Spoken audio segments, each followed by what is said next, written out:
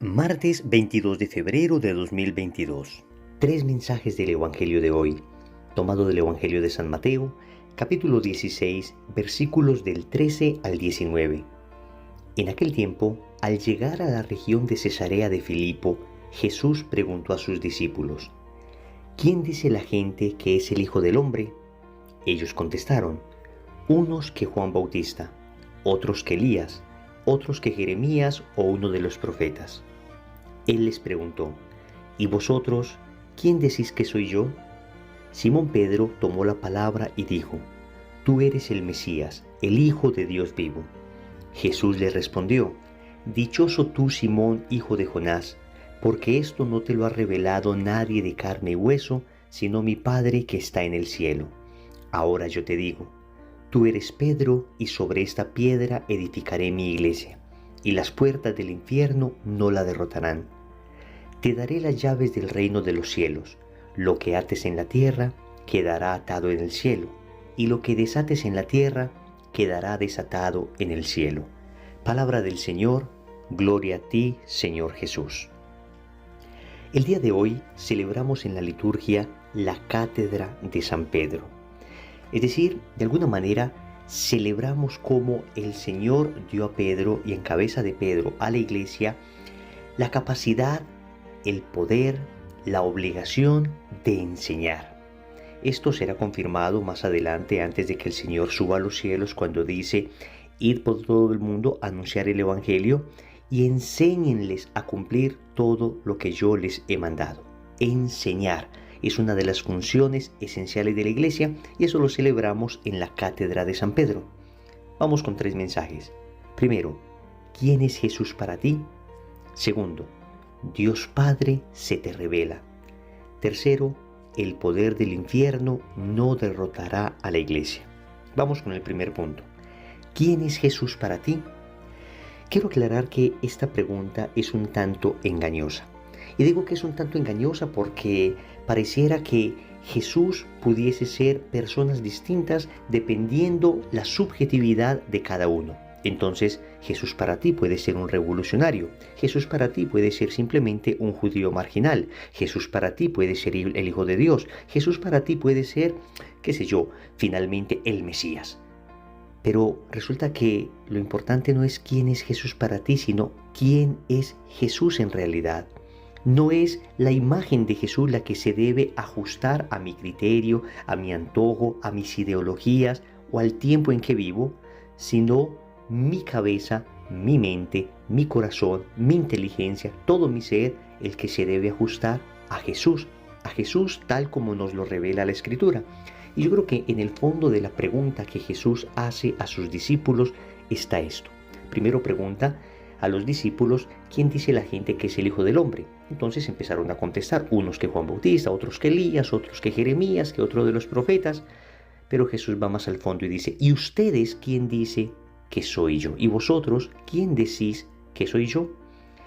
En el fondo, lo que está diciendo el Señor es: ustedes que me conocen, ustedes que han caminado conmigo, ustedes que han visto mis milagros, ustedes que han escuchado mi palabra, ustedes que me han visto caminar sobre las aguas, resucitar muertos, multiplicar panes, ustedes ya tienen los elementos necesarios para saber quién soy yo.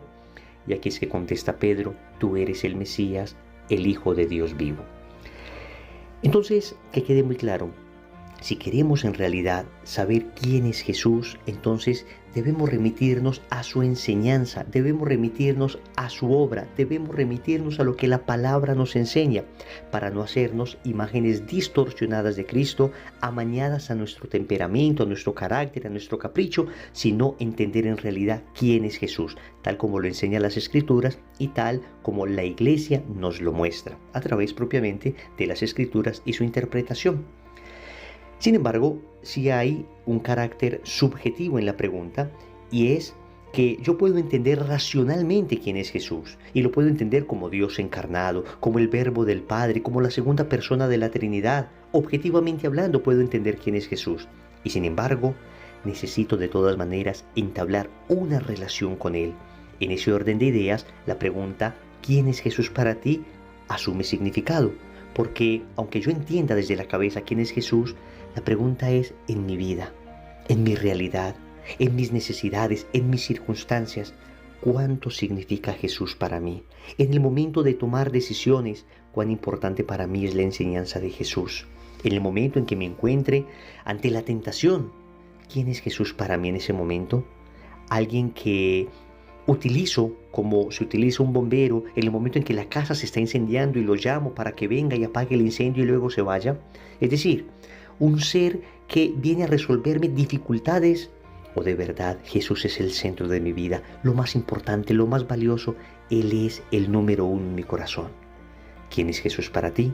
Sí, el Hijo de Dios, pero ese Hijo de Dios ocupa el primer lugar en tu corazón. Segundo, Dios Padre se te revela. Vemos la respuesta que Jesús le da a Simón Pedro después de que éste le reconoce como el Mesías. Y Jesús le dice: bienaventurado tú, Simón, hijo de Jonás, dichoso tú, Simón, hijo de Jonás, porque esto no te lo ha revelado nadie de carne y hueso, sino mi Padre que está en el cielo. Dios Padre se te revela.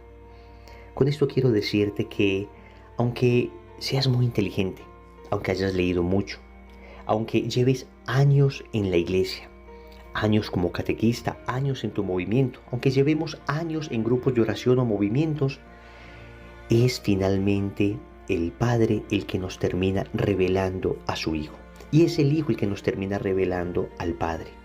Es decir, no es un proceso propiamente intelectual, no es un proceso de el tiempo que llevo en la comunidad, sino que es una revelación de Dios. En este sentido, es un regalo gratuito de Dios, porque si solamente fuera un producto de mi inteligencia y yo deduzco quién es Jesús, entonces solamente los inteligentes tendrían acceso a Jesús. Pero Dios revela a toda la humanidad a su divino Hijo. Y esto es maravilloso porque no es mérito mío, no es producto de la carne, de los huesos, es decir, de mi inteligencia, no es producto de la humanidad, es producto de un regalo, de un Dios que se me da gratuitamente y al que yo debo acoger con corazón abierto, obedeciendo con mi fe. Dios se me revela y yo pongo mi voluntad, mi entendimiento, lo postro ante Él en un acto de obediencia, en un acto de fe. Dios se te da gratuitamente. ¿Tú lo quieres recibir? Dios no te pide más que un corazón dispuesto. ¿Tú quieres que Él se revele en tu vida? Dile al Señor: quiero. Ven, Padre Celestial, revélame a tu Hijo. Quiero, y verás cómo tu vida cambia radicalmente. Tercero, el poder del infierno no derrotará a la iglesia. Este es el pasaje donde el Señor promete que edificará su iglesia en cabeza del apóstol San Pedro. San Pedro fue el primer papa, primero de los 266 papas, desde Pedro hasta el Papa Francisco, que ha tenido la iglesia. No es el Papa el que edifica la iglesia, es Cristo el que edifica la iglesia, pero la edifica sobre esta roca, sobre Pedro.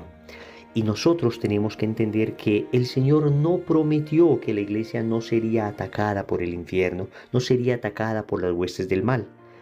Lo que nos dijo es que el infierno no la podrá derrotar. Pero claro que a lo largo de estos más de 2000 años hemos visto cómo la iglesia es atacada, cómo han intentado acabarla. La cantidad de mártires que ha tenido la iglesia es muestra precisamente de ello.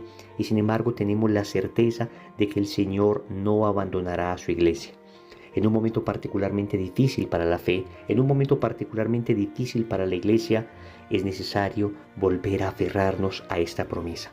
Las puertas del infierno, el poder del infierno no derrotará a la iglesia. La atacarán, sí, pero no la derrotarán, porque es el Señor finalmente el que conduce su iglesia. A nosotros nos corresponde orar por nuestra iglesia, amar a nuestra iglesia, purificar nuestra iglesia, en primer lugar con nuestra santidad. Por supuesto también denunciando aquello que dentro de ella no corresponda al plan de santidad que Dios tiene trazado desde antiguo para ella. Pero el primer paso es nuestra propia santidad. Los santos reforman la iglesia con su santidad de vida, no con el cisma, no con la herejía, no con el señalamiento y la generalización, sino con la santidad de vida. Repito, claro que debemos denunciar aquello que está mal. Y claro que la iglesia necesita hoy purificación, y no solo en el clero, sino fundamentalmente en nosotros. En una ocasión preguntaron a Madre Teresa de Calcuta qué sería, según ella, lo primero que se debería cambiar en la iglesia. Ella respondió: usted y yo. En otras palabras, es nuestra santidad de vida el primer paso de purificación de la iglesia. Oremos. Amado Señor, te me has revelado en el Evangelio y te quiero amar tal como eres. Eres para mí todo. Digo con San Francisco de Asís: tú, mi Dios y mi todo. Tú, mi único Señor. ¿En quién puedo confiar sino en ti? Sino solo en ti, Señor. Has robado mi corazón. Es todo tuyo, Señor.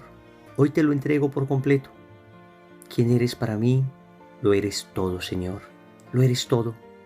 Y le sigo suplicando al Padre Celestial que día a día me revele más a su Hijo Jesús. Que día a día me revele más quién eres, para poderte amar más. Yo te suplico, Señor, que ese amor inflamado en mi corazón, ese amor por ti, crezca día a día. Sé que me falta todavía mucho por amarte, pero si es que lograre amarte en verdad, entonces podría ser ayuda en medio de una iglesia que se encuentra en profunda dificultad. Tú me llamas a la santidad, y la santidad no es otra cosa que amarte sobre todas las cosas. Señor, concédeme el don de tu Espíritu para poderlo hacer. Señor, dame lo que me pides y pídeme lo que quieras. Amén.